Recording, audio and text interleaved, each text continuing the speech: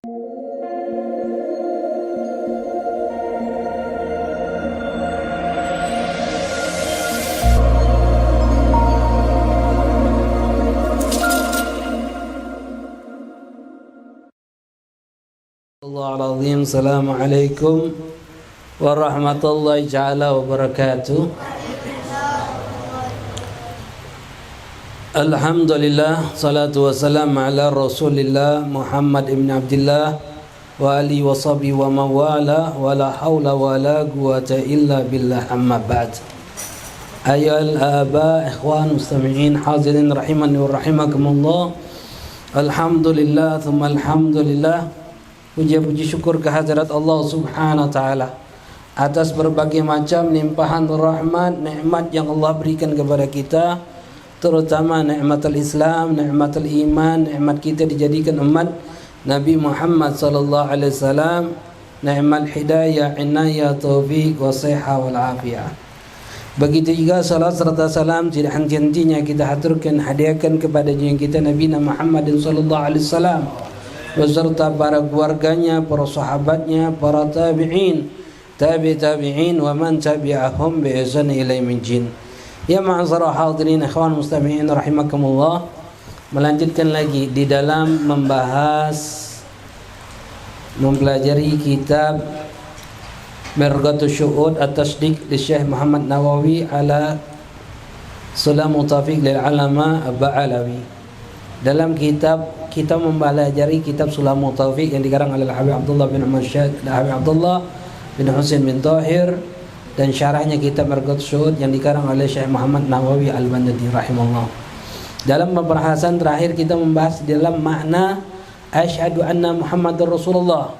Di dalam makna kalimat asyhadu anna Muhammadar Rasulullah, aku bersaksi bahwasanya Nabi Muhammad adalah utusan Allah. Kemarin kita bahas bahwasanya anna Muhammadar Rasulullah wa ma'na asyhadu anna Muhammadar Rasulullah. Qala al-mu'allif an ta'lama wa ta'taqida wa tusaddiqa wa tu'mina anna sayyidina wa nabiyina Muhammadin ibn Abdullah bin Abdul Muttalib bin Hashim bin Abdul Manaf al-Quraisy Abdullah wa rasuluhu ila jami' khalqi wulida bi Makkah wa bu'itha biha wa hajara ila Madinah wa dufina fiha wa anna sallallahu alaihi wasallam sadiqa fi jami'i ma akhbara bihi fa min dzalika adzabil qabri wa na'imi wa su'al malakin munkar wa nakir wal ba'd wal hasab wal qiyamah ila akhirih. Kemarin sampai kita memahami makna syahadat asyhadu anna Muhammad Rasulullah, mengetahui, meyakini, membenarkan dan mempercayai, beriman bahwasanya sayyidina wa nabiyina, bahwasanya sayyidina Tuhan kita, junjungan kita, Nabi kita, Nabi Muhammad sallallahu alaihi wasallam bin Abdullah, orang tuanya Abdullah bin Abdul Muttalib bin Hasim bin Abdul Manaf Al-Quraisy, daripada kaum Quraisy, merupakan daripada hambanya Allah Subhanahu wa taala dan juga utusannya Allah Subhanahu wa taala kepada seluruh makhluk. Dan panjang lebar kita bahas kemarin. Dan juga Rasulullah sallallahu alaihi wasallam wulida bi Makkah, dilahirkan di kota Mekah. Dalam keadaan lahirnya tersebut, lahirnya seperti biasa atau di bawah pusat? Lahirnya Rasulullah sallallahu alaihi wasallam sebagaimana yang dikatakan oleh Imam Bajuri bahwasanya Rasulullah sallallahu alaihi wasallam diambil dari kalimat daripada perkataan Ibnu Sab'i annaha kana min tahta syurra la minal mawadi'i tanzihan lahu min an mahali gadar. Rasulullah sallallahu alaihi wasallam lahir itu dari bawah pusat, bukan lahir di tempat biasa. Karena sifat sucinya Rasulullah sallallahu alaihi wasallam daripada tempat yang tidak baik. Ini katakan. Begitu juga beliau katakan bahwasanya seluruh para nabi dan rasul lahirnya di bawah pusat. Arti bahasa kita sekarang ini sesar. Bahasa kita sekarang ini adalah lahirnya sesar, bukan lahir cak biasa. Itu lahirnya Rasulullah sallallahu alaihi wasallam. Kemudian Rasulullah sallallahu alaihi wasallam wa'itha biha, dan Rasulullah sallallahu alaihi wasallam diutus oleh Allah Subhanahu wa taala di kota Mekah. Artinya ketika pengangkatan nabi dan rasul kepada junjungan kita Nabi Muhammad sallallahu alaihi wasallam itu di kota Mekah berumur 40 tahun. Ini katakan umur 40 tahun Rasulullah sallallahu alaihi wasallam diangkat oleh Allah menjadi nabi dan rasul. Makanya umur 40 tahun itu umur stabil. Tidaklah setiap nabi dan rasul diutus kecuali umur 40. 40 ini adalah salah satu angka keramat. Kenapa? Karena keutamanya banyak. Kenapa seorang itu berumur 40 tahun dia akan menjadi stabil? Stabil itu di dalam perilaku hidupnya. Kalau perilaku hidupnya sebelum 40 baik, maka 40 ke atas akan baik. Jika sebelum 40 dia sudah jelek perilakunya, akhlaknya jelek, maka 40 ke atas pun akan punya perilaku yang jelek. Sulit untuk dirubah lagi sudah perilaku itu. Sulit untuk dirubah. Kita yang sudah 40 tahun naik ke atas harus mujahadah, maksudkan diri untuk merubahnya. Yang belum 40 atau yang menuju 40 tahun, berusahalah perilaku yang tidak baik kita tinggalkan. Supaya ketika 40 kita akan mempunyai perilaku yang stabil, yang seterusnya akan memudahkan kita untuk taat kepada Allah Subhanahu wa taala. Kemudian juga umum 40, angka 40 ini tidaklah berkumpul umat Nabi 40 orang kecuali di situ ada wali Allah. Kita ni lebih dari 40. Lebih dah? Lebih dari 40 ya tak? InsyaAllah ada wali Allah. Kita tak pernah faham siapa wali Allahnya. Yang jelas wali murid banyak ya tak? Tapi anak-anak kecil ini Masya Allah, mereka tak buat dosa. Mereka tak bawa dosa. Belum dianggap bermaksiat kepada Allah. Mereka kalau berdoa agak berijabah, lebih cepat diijabah oleh Allah dibandingkan kita ini. Kalau kita berdoa rasanya berat untuk diijabah, karena kita faham dewek bahasanya kita ini bukan orang baik. Kita adalah orang yang kasyirin, orang yang lalai, mudnibin, banyak dosanya. Kita nak dikatakan orang baik itu jauh dikatakan. Tapi mereka ini Masya Allah, mereka belum ada sifat perilaku yang tidak baik di dalam diri mereka, belum ada. Kategori mereka punya hati masih bersih. Hatinya mereka itu tidak cak gitu. Makanya mereka itu agar berijabah, doa-doa mereka pun lebih cepat diijabah dibandingkan kita. Mudah-mudahan dengan kumpulnya kita bersama mereka mahal qiyam tadi, kita memanjatkan doa meminta kepada Allah. Mudah-mudahan doa kita diijabahkan oleh Allah karena keberkahan mereka orang. Ya Allah. Bahwasanya Rasulullah sallallahu alaihi wasallam diutus oleh Allah Subhanahu wa taala di kota Mekah. Diutus kepada siapa? Lana ma'asyar hadil ummah. Kita orang, seluruh umat Nabi, seluruh umat yang ada di dunia ini. Makanya sebagaimana kemarin kita bahas bahwasanya umat ini terbagi menjadi dua. Ada umat dakwah, ada umat ijabah. Ada umat yang diajak, ada umat yang menerima panggilan ajakan tersebut. Kita ini termasuk umat apa? Umat ijabah. Umat yang menjawab daripada ajakan Rasulullah sallallahu alaihi wasallam. Ini katakan, mereka itu umat Nabi bukan orang kafir. Orang kafir umat Nabi bukan? Orang kafir adalah umat Nabi. Jadi jangan salah gitu. Mereka itu orang kafir pun adalah umat Nabi. Umat dakwah. Artinya kita punya kewajiban untuk mengajak mereka ke jalan Allah. Kita punya kewajiban kepada mereka orang untuk mengajak mereka mengenal siapa Tuhannya, untuk tunduk taat patuh kepada Allah Subhanahu wa taala. Itu adalah kewajiban kita. Kepada mereka kita harus berbuat baik, apalagi sesama muslim. Makanya kita harus hati-hati. Boleh tak benci kepada mereka orang? Tak boleh. Kamu binatang lagi tak boleh. Apalagi kepada manusia. Kenapa? Walaupun mereka orang kafir, mereka adalah umat Nabi. Ini katakan. Wa hajara ilal Madinah, dan setelah Rasulullah diutus di kota Makkah, selama 13 tahun dakwahnya Rasulullah SAW di kota Mekah, maka Rasulullah SAW baru diperintahkan oleh Allah untuk hijrah ke kota Madinah. Kota Madinah dikenal dengan kota Tayyibah. Makanya kadang kita pernah dengar lagu Ya Tayyibah, Ya Tayyibah. Yang dimasukkan Ya Tayyibah siapa di situ? Rasulullah. Yang dimasukkan adalah Rasulullah. Panggilan. Wong Palembang, Wong Palembang bahasanya. Yang Palembang ini yang dikenal siapa? Ada. Kalau di Madinah itu yang dikenal siapa? Rasulullah. Dan nama Rasulullah pun Ya Tayyibah, panggilan untuk Rasulullah sallallahu alaihi wasallam. Siapa yang ngenyok nama kota Madinah dikenal dengan Tayyibah? Yang ngenyok nama adalah malaikat Jibril alaihissalam.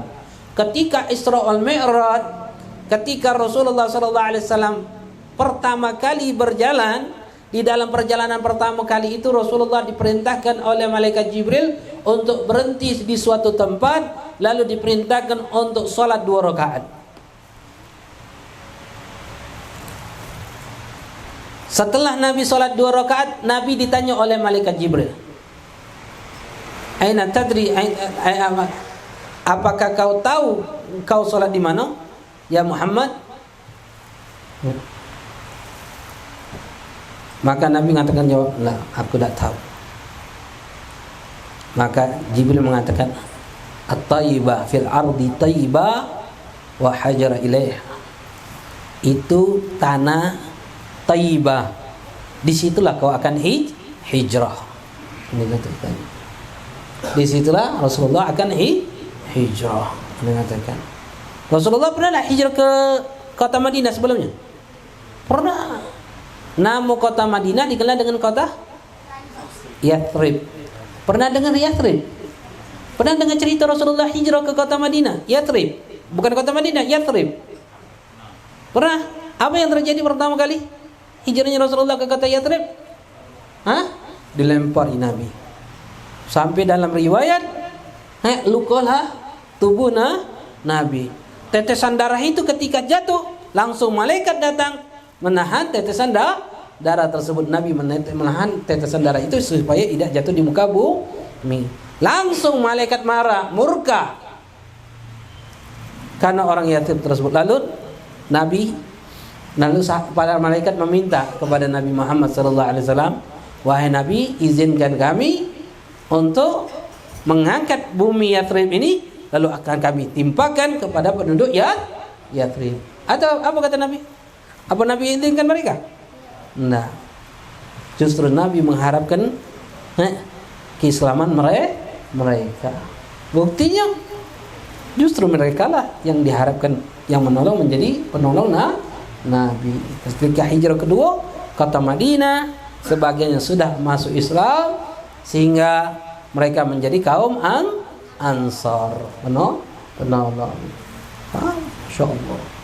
Kota Madinah menyatakan, wa yuqalu lahu aidan taba li tayyibiha bi hijratin Nabi sallallahu alaihi wasallam. Dinamakan juga at-tabah karena tayyibah, karena bagusnya ketika Rasulullah sallallahu alaihi wasallam lahir datang ke kota Madinah. Wa dufina fiha, lalu Rasulullah sallallahu alaihi wasallam wafat di kota Madinah, lalu dikuburkan di kota Madinah berumur berapa tahun? 63 tahun. Berarti Rasulullah sallallahu alaihi wasallam berapa tahun di kota Madinah? Berapa tahun? 10 tahun.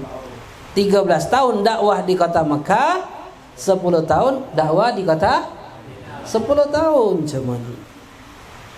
Di kota Mekah dakwah dengan lemah lembut, di kota Madinah baru Allah perintahkan dakwah dengan perang. Jadi kita harus paham dakwahnya Nabi. Dakwahnya Nabi itu bukan kita jenguk, Nabi tak boleh, Nabi tak keras, Nabi lemah lembut. Ada perang, ada lemah lembut? Perang mana lemah lembut? Nabi pernah mela perang? Berapa kali peperangan yang terjadi ketika Nabi pindah ke kota Madinah? Berapa kali? Berapa kali? 27 kali perperangan Nabi hadir langsung, 35 kali perperangan Nabi memerintahkan sahabat. Jadi berapa kali? 62 kali perperangan selama 10 tahun. 60 kali perperangan, 62 kali perperangan selama 10 tahun. Masya Allah. Dan pikirkan, jadi kalau mau lihat dakwahnya Nabi, lihatlah dakwahnya Nabi selama 23 tahun. Karena ada pemahaman-pemahaman yang melenceng, yang mengatakan bahwasanya, woi biarlah Nabi yang dihina. Nabi itu kalau dihina sabar. Ngapo kita nak marah? Nabi kalau dicaci maki sabar. Ngapo kita nak marah? Wong yang cai ini wong yang lolo. Wong yang cai ini wong yang bengah. Tidak paham dianya. Kapan Nabi sabar? Kapan Nabi marah? Dan kapan kita umat Nabi harus sabar? Dan kapan umat kita selaku umat Nabi harus marah? Dia harus paham. Wong yang itu tidak ngerti sejarah. Wong yang seperti itu tidak mengenal sejarah. Bagaimana sejarahnya Rasulullah SAW? Ketika Fathul Mekah, Nabi menyerang kota Mekah dengan 10.000 pasukannya, bahkan ada riwayat mengatakan lebih. Itu kota Mekah mengalah tanpa perlawanan. Itu orang-orang yang jahat kepada Nabi, semuanya dikumpulkan oleh Nabi, dimaafkan oleh Nabi. Tapi ada beberapa orang oleh Nabi diperintahkan untuk cari sampai ketemu, lalu perintah tersebut untuk membunuh mereka, walaupun kata Nabi sembunyi di kain Ka'bah. Apa yang merintah? Nabi. Kenapa mereka diperintahkan oleh Nabi untuk dibunuh? Karena mereka adalah orang-orang yang menghina Nabi. Ayo, siapa bilang Nabi tidak pernah memerintahkan untuk membunuh orang? Banyak sejarahnya. Ada orang kafir datang kepada Nabi, menghina Nabi. Hei Muhammad, kau katanya naik ke langit ke-7 bertemu dengan Tuhanmu Allah. Oh iya, kata Nabi. Hai Muhammad, aku akan beriman kepada kau, tapi kau harus menjawab ini pertanyaan. Baiklah, kata Nabi. Apa pertanyaannya? Hai Muhammad, coba angkat kakimu satu. Maka Nabi ngangkat kakinya satu. Hai Muhammad, coba lagi, angkat lagi satu lagi. Terdiam Nabi. Ya Muhammad, kau mampu mengangkat kaki satu, tapi kau tidak mampu mengangkat kaki satu lagi. Kalau kau katakan bahwasanya kau menaikin langit ke-7 bertemu dengan Tuhanmu, kau angkat kaki dua-duanya saja nggak mampu. Maka Nabi mengatakan, baiklah, aku akan jawab pertanyaanmu, tapi yang bisa jawab pertanyaanmu ini Sayyidina Ali. Coba kau tanyakan ke Sayyidina Ali. Sayyidina Ali yang akan bisa menjawab pertanyaanmu. Oh baiklah, datang kepada Sayyidina Ali. Ya Ali, kau percaya sama Muhammad? Percaya, kata Sayyidina Ali. Ya Ali, aku diperintahkan oleh Muhammad untuk bertanya kepada engkau, dan katanya kau mampu untuk menjawabnya. Apa kata Sayyidina Ali? Aku perintahkan itu Muhammad mengangkat kaki satunya, tapi ketika aku perintahkan mengangkat kaki satu lagi, dia tidak mampu. Lalu dia mengatakan dia naikin langit ke-7 bertemu dengan Tuhannya, tapi dia tidak mampu untuk mengangkat kedua kakinya. Lalu aku diperintahkan oleh Muhammad untuk bertanya kepada engkau, ya Ali, karena kau yang mampu bisa menjawabnya. Oh baiklah, kata Ali. Baiklah, kata Sayyidina Ali, ini jawabannya. Pedang keluar, lalu dibunuhnya orang tersebut, dipenggalnya oleh Sayyidina Ali. Para sahabat yang melihat kejadian itu marah dengan Sayyidina Ali. Ya Ali, kenapa kau bunuh nih orang? Orang ini diperintahkan kepada engkau untuk bertanya. Nabi yang memerintahkan kau. Nabi Nabi memerintahkan kepada engkau untuk menjawab ini pertanyaan. Kenapa kau bunuh nih orang? Apa jawabnya Sayyidina Ali? Ngadep kepada Rasulullah. Ya Rasulullah, ini Ali dibunuhnya orang itu. Bukan dia menjawab, tapi dia bunuh itu orang.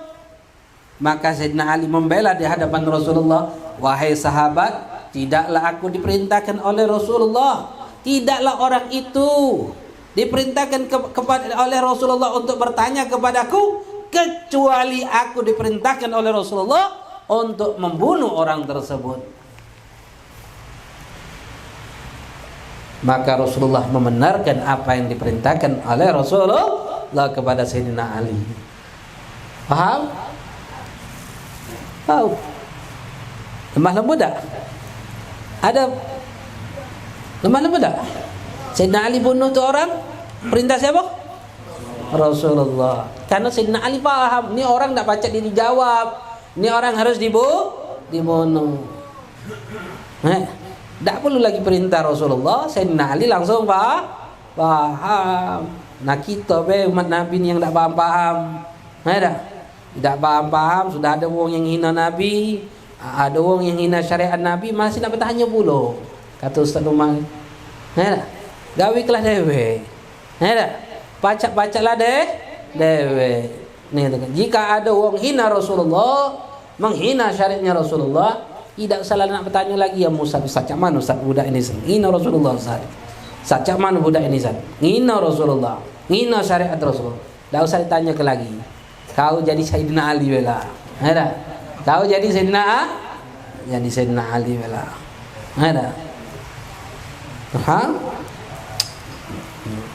Itu dakwahnya Rasulullah SAW. Lalu Rasulullah wafat di kota Madinah. Berumur berapa tahun? 63 tahun. Hijrah, Pak.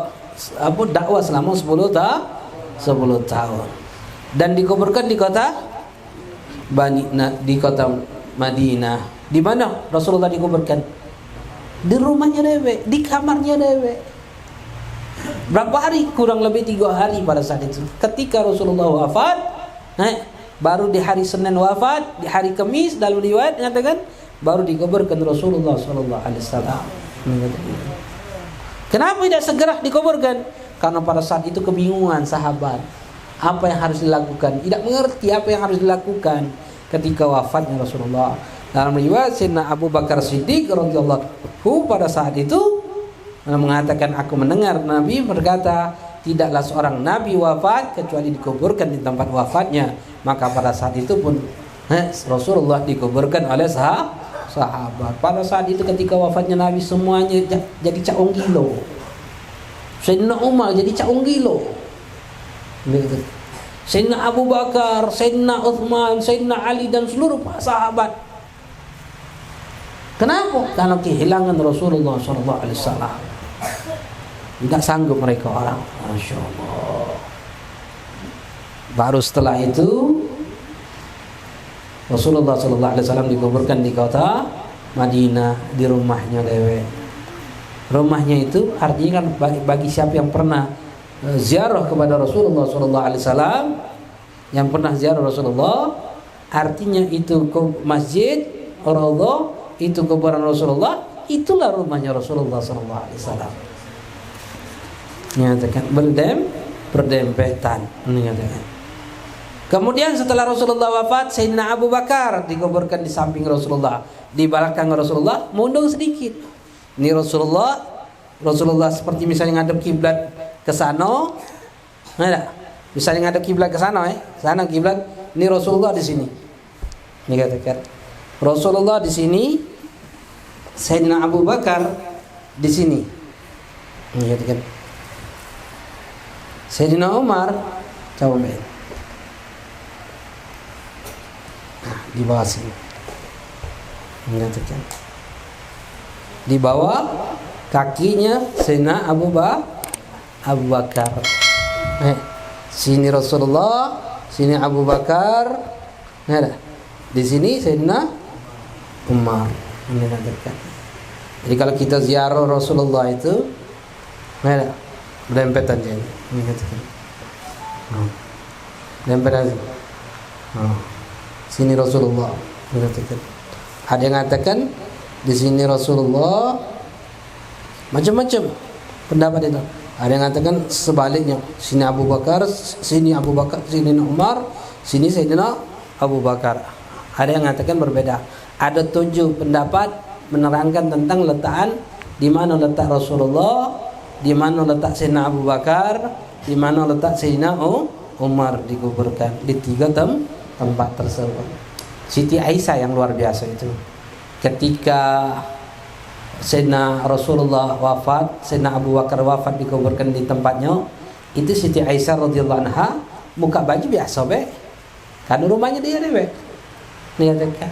Tapi ketika wafat Sayyidina Umar meminta izin kepada Ummul Mukminin Sayyidina Aisyah, lalu diizinkan untuk kubur di rumah Rasulullah, maka Siti Aisyah mengatakan, dulu ketika dikuburkan ketika aku ziarah kepada suamiku dan ayahku, aku membuka baju seperti biasa. Ini katakan.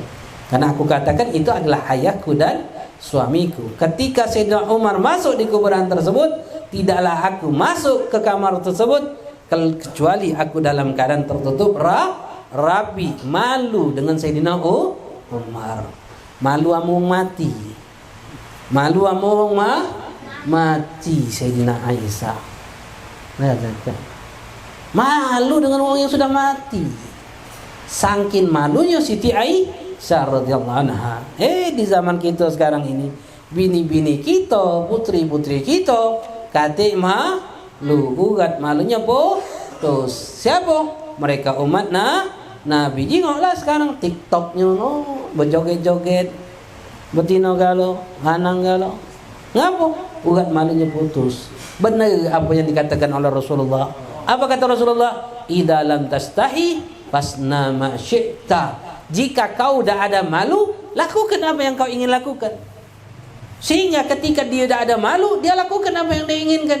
Dia pamerkan tubuhnya, dia pamerkan wajahnya di media-media sosial. Ya Allah, kenapa? Dah ada malu. Dah ada malu. Karena tidak ada malunya dia melakukan apa yang dia inginkan. Siapa mereka? Putri kita, istri-istri kita, ibu kita, dulur kita, keponakan kita. Masya Allah. Kenapa? Karena tidak ada malu. Na'udzubillah. Padahal malu adalah pengikat keimanan. Malu adalah pengikat keimanan, kata Rasulullah. Jika lepasnya ikatan suatu keimanan, tabaddada wa fatafarraqa, kata Rasulullah, maka keimanan itu akan terlepas dan terpecah belah, bercerai-berai. Na'udzubillah, na'udzubillah. Al-haya' minal iman. Sifat malu daripada keimanan. Penting kita punya sifat malu. Makanya betina itu terlebih-lebih harus punya sifat malu. Kalau sudah betina tak punya rasa sifat malu, ampun. Kalau betina tak kata malu, berarti yang rusak siapa? Lanang. Gila lantak dia. Gila tak kita? Gila kita. Kenapa? Karena kata malunya dia. Na'udzubillah, thumma na'udzubillah. Kemudian wa anna sallallahu alaihi wasallam sadiqa fi jami'i ma akhbara bihi fa min dzalika adzabil qabri, dan kita meyakini, membenarkan dan percaya bahasanya apapun yang disampaikan oleh Rasulullah sallallahu alaihi wasallam sadiqun fi jami'i ma akhbara bihi, membenarkan apapun yang disampaikan oleh Rasulullah sallallahu alaihi wasallam, percaya apapun yang disampaikan oleh Rasulullah sallallahu alaihi wasallam, baik itu ahkam, hukum-hukum di dalam hukum syariat, wa amrul mughayyibat, dan perkara-perkara hal-hal yang gaib. Ini katakan wajib bal jami'i aqwali, bahkan kita harus percaya, meyakini dan membenarkan seluruh ucapan Rasulullah sallallahu alaihi wasallam. Wa in lam takun anillah falyazamuna imanu bidzalika. Walaupun ada orang yang mengatakan yang disampaikan itu oleh Nabi bukan dari Allah, tetap kita percaya, padahal kita meyakini wa may yantaqilu anil hawa in huwa illa wahyuha, kata Allah. Tidaklah yang diucapkan oleh Nabi kecuali itu daripada wahyu dari Allah Subhanahu wa taala.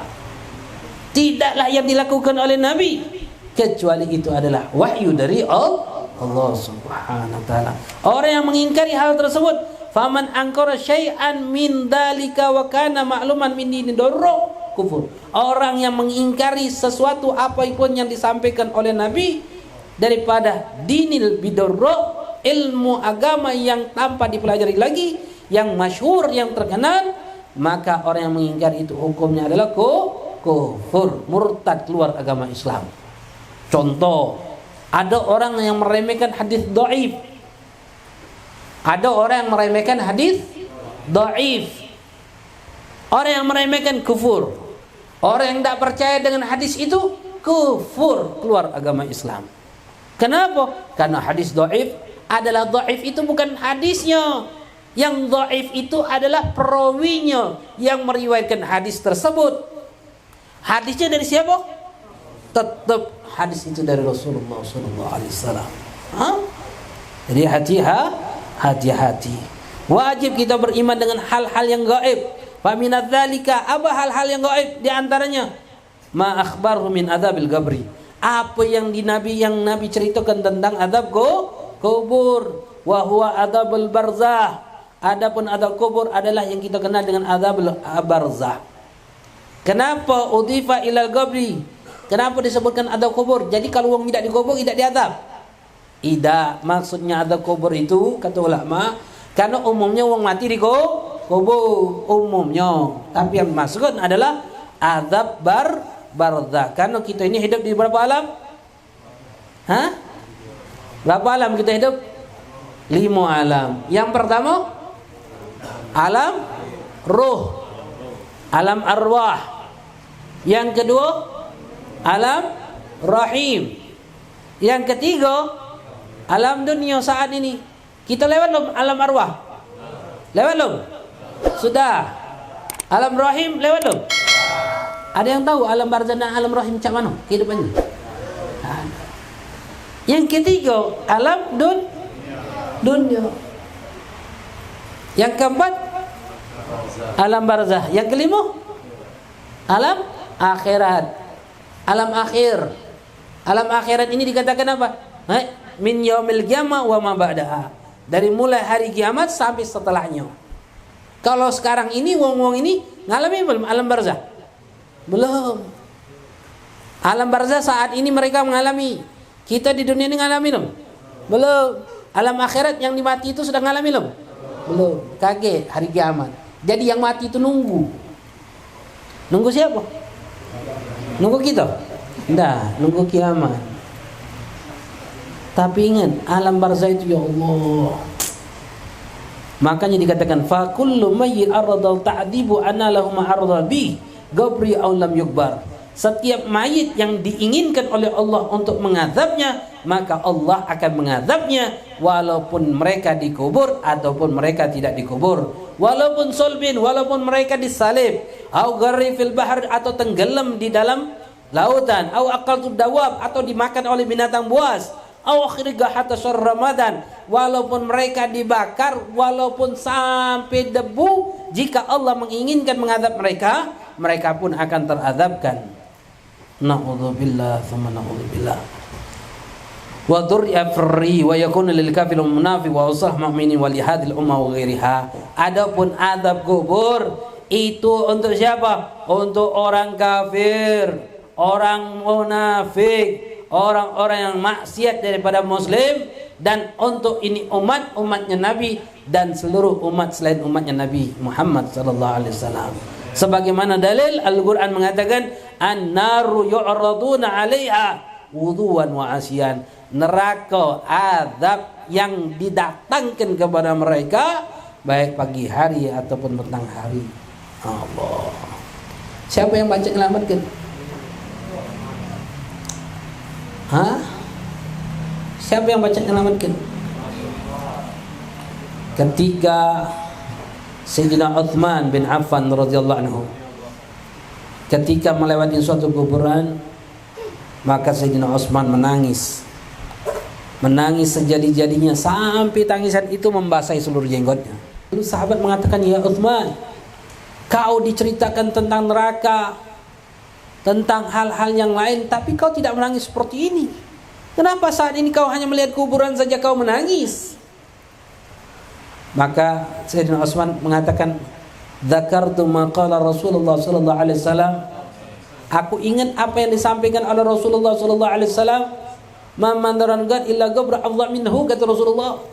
Tidak ada suatu pemandangan yang lebih menyeramkan kecuali kuburan ini adalah suatu pemandangan yang paling menyeramkan. Wa dzakartu ma qala Rasulullah sallallahu alaihi wasallam, dan aku ingat apa yang dikatakan oleh Rasulullah. Al-qabri manazil awal manazil fil akhirah. Kuburan ini adalah awal pertama kali orang akan menghadapi akhirat. Tempat tinggal orang yang akan pertama kali mengalami yang namanya alam akhirat, alam barzakh. Wa man aisar minhu wa ma ba'dahu aisar minhu. Orang yang mudah mengalami pertanyaan-pertanyaan di alam barzakh, maka berikutnya mereka akan mengalami kemudahan.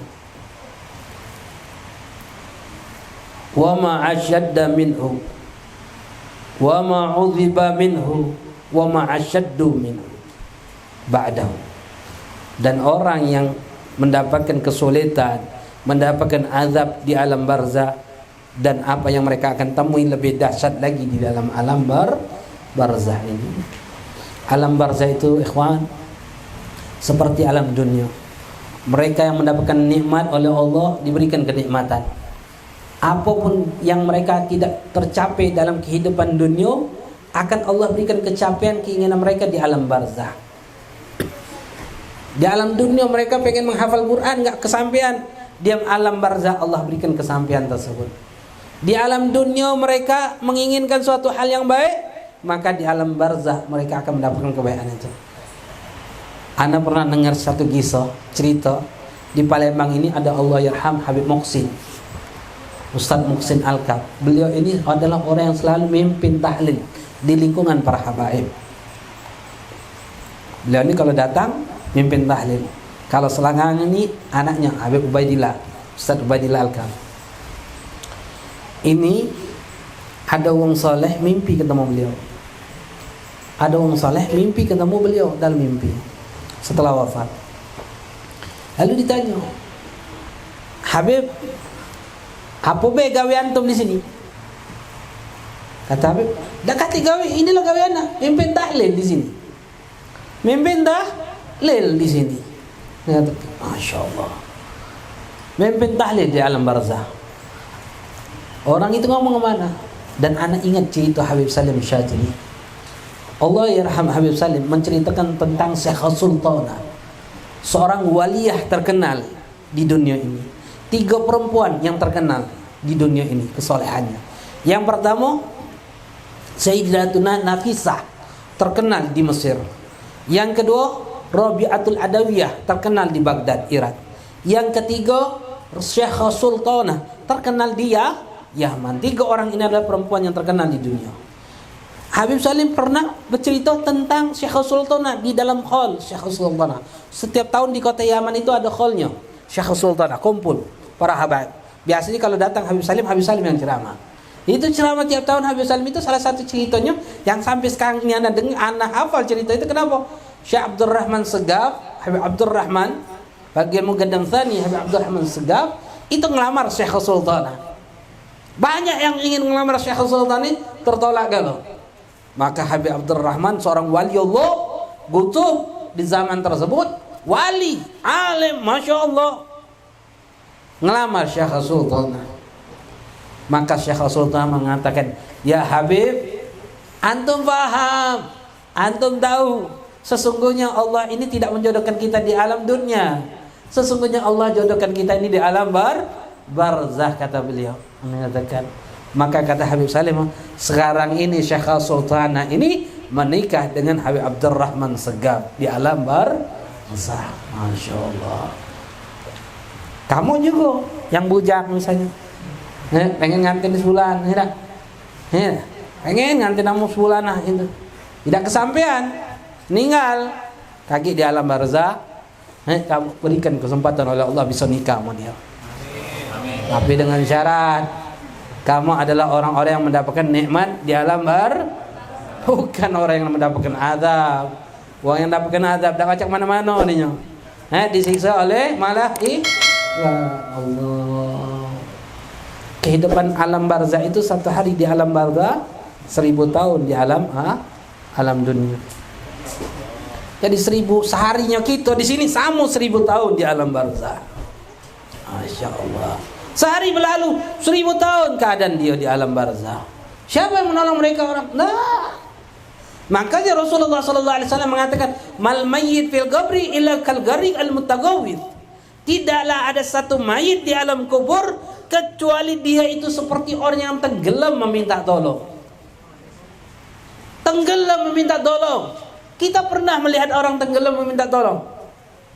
Kita pernah melihat orang tenggelam meminta tolong, baik langsung nyingok atau lewat media. Cawan orang tenggelam itu. Masya Allah. Seperti itulah teriak, tolong, tolong, tolong. Apa yang mereka mintakan? Yantadiru da'watul hik min ab au au ak au sadiq. Mereka itu meminta tolong, menunggu doa dari bapaknya, ibunya, saudaranya, anaknya, temannya. Fa idza kana lagi haduh kana doa habu minad dunya wa ma fiha. Jika ada orang yang mendoakan mereka orang, maka mereka itu mendapatkan seperti mereka cintai daripada dunia berserta isinya. Doa yang hidup untuk orang yang mati kata Rasulullah, hadiah untuk orang yang hidup dan untuk orang yang mati kata Rasulullah adalah doa. Bayangkan ikhwan, sekarang ya, mana milih? Duit 100 juta atau doa? Duit apa 100 juta? Doa. Nah, seorang otak ini. Jangan besar kelakar gitu nih ya nak. Nak duit apa nak doa? Pilihannya sikap be. Nak doa apa duit? Jangan kamu. Kalau anak dipilih, milih nak doa atau duit? Milih apa?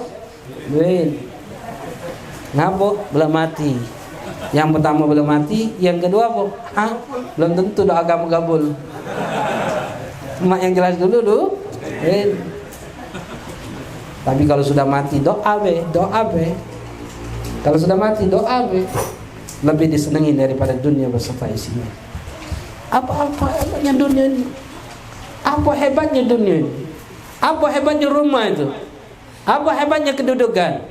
Apa hebatnya harta? Apa hebatnya? Kalau semuanya itu tidak berarti kalau sudah dimatikan oleh Allah. Na'udzubillah.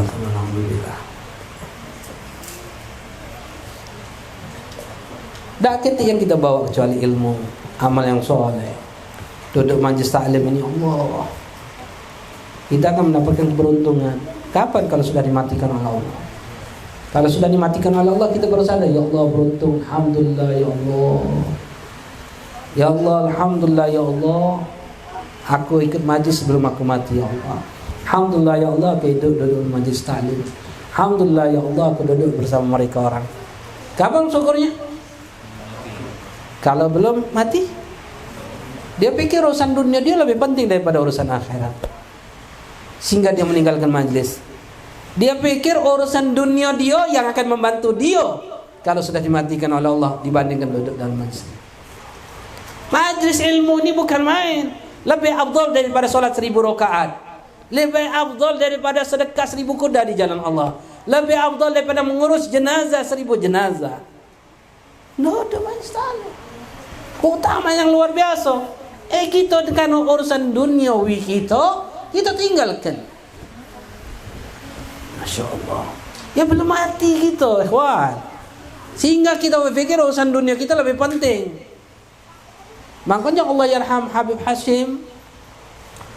Habib Hasim Segap, anak punya sahib, nama anak Masya Allah. Beliau katakan apa? Jangan jadikan segala sesuatu itu uzur untuk kau dapatkan ilmu.